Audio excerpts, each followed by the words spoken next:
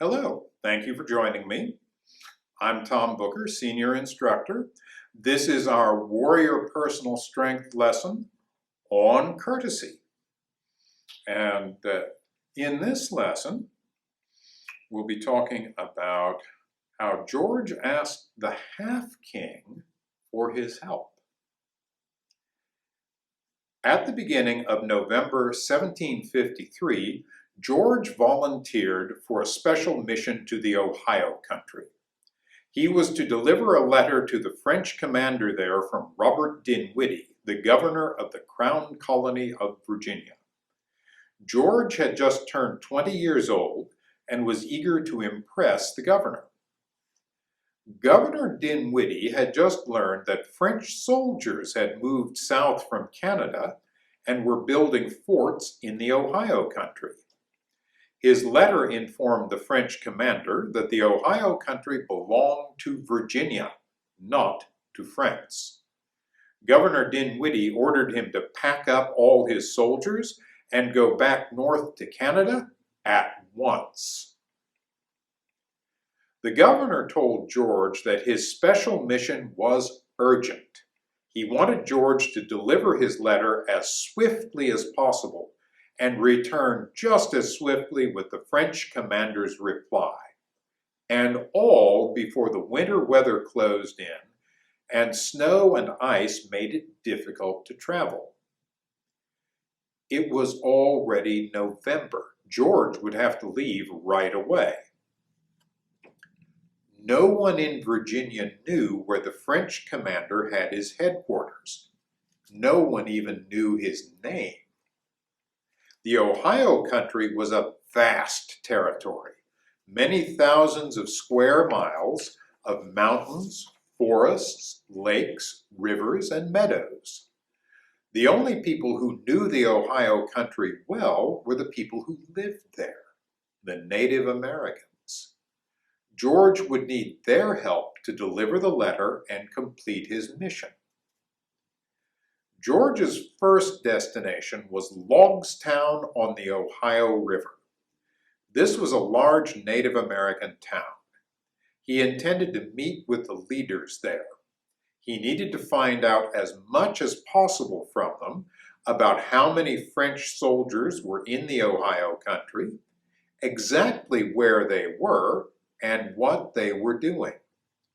George especially needed to know more about the French commander, what his name was, and where to find him. When George reached Logstown, he found only one Native American leader, Taekwondo of the Iroquois. The British called him the Halfking. He was an experienced and respected leader, much older than George, who was only 20. George and the Halfking had a long talk together about French soldiers in the Ohio country.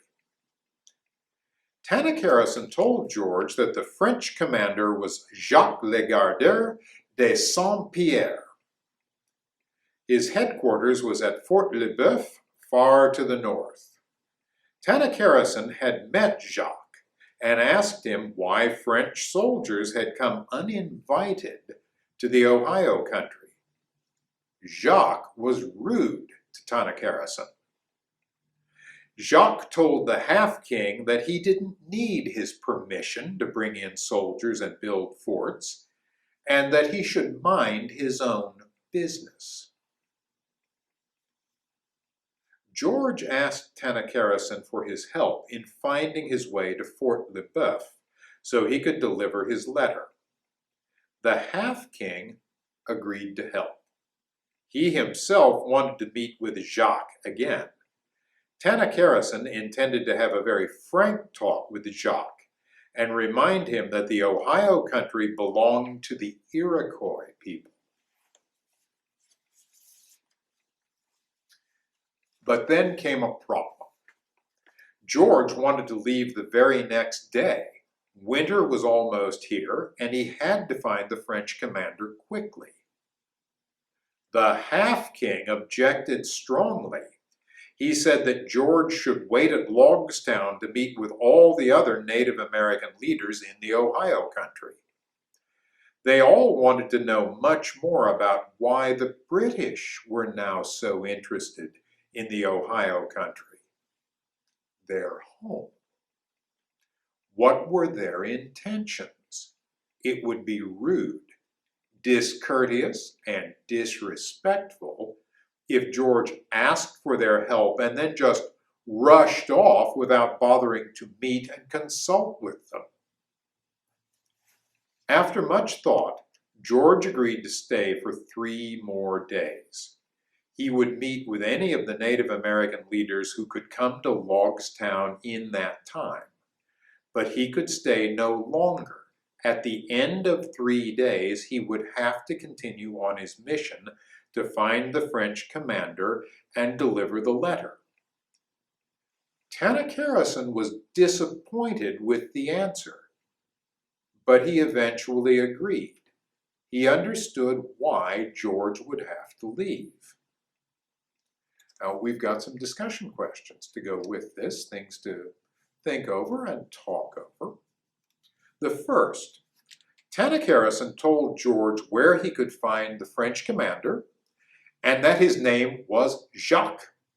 He even agreed to help George make the long journey north to deliver the letter to Jacques.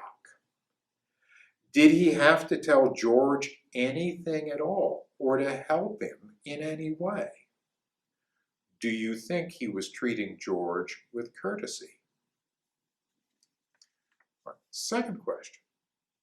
The Halfking wanted George to stay until all the Native American leaders could come to Logstown.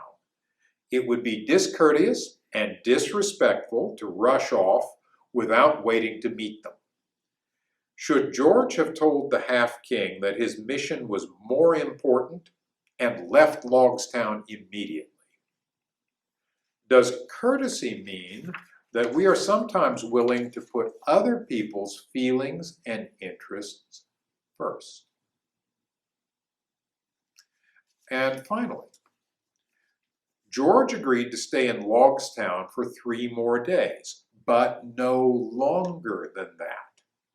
Was he being discourteous or disrespectful to Tanacharison when he set this limit and wouldn't agree to wait as long as the Halfking would have liked? Do we sometimes have to set limits on what we will agree to do? Are we treating ourselves with courtesy and respect when we set limits? Well, I'd like you to think those over, talk them over at home. We will talk them over together in our lessons. And find at least one of these really interest you and come up with an answer to the question. Thank you very much for joining me. Next time, we'll continue our discussion of courtesy, and we'll be talking about George and General Howe's dog. See you next time.